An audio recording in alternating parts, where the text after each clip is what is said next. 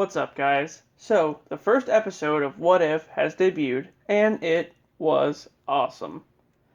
What If will feature 9 scenarios based in the multiverse depicting alternate versions of the MCU. And from what I can gather, all the stories will tie in together. So, at the start of the first Avenger, Steve Rogers is about to undergo his transformation in New York, when Hydra operative Heinz Kruger sabotages the procedure. Steve gets shot in the crossfire. And from here, Peggy Carter takes it upon herself to take his place, becoming a super soldier herself. With the General not too happy about women super soldiers. At Steve's request, though, she goes and rescues Steve's friend Bucky and his unit, the 107th. And together, they go after Hydra and its leader, the Red Skull.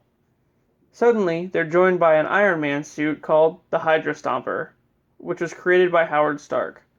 And the suit, of course, is operated by Steve Rogers. You know what's funny is it actually looks a lot like the Ironmonger suit, just like a more primitive, 40s version, I guess. So they infiltrate Hydra's base, where the Red Skull is actually successful with his plan using the Tesseract, opening a portal to some other dimension and summoning a giant tentacle monster. So the creature kills Red Skull almost immediately, and then in an act of heroics, Peggy tackles the beast back through the portal, saving everybody.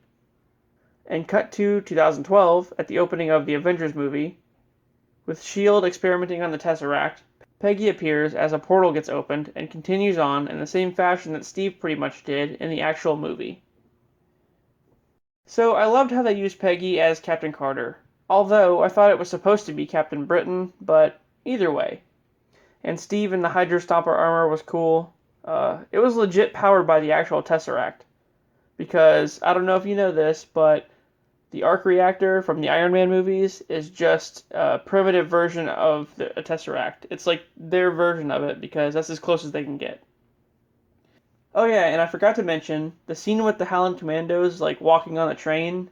Originally, right, Bucky falls off and loses an arm and becomes Winter Soldier. But this time around, Peggy catches him before he can fall, and he just makes a quick little remark oh, you almost ripped my arm off. It was a cool little callback. With all that said and done, where will this lead? So I'm willing to bet Captain Carter leads an alternate version of the Avengers in a later episode. I guess they're going to have a Battle of New York or something, but with different characters. Alright, well, I guess we'll have to see.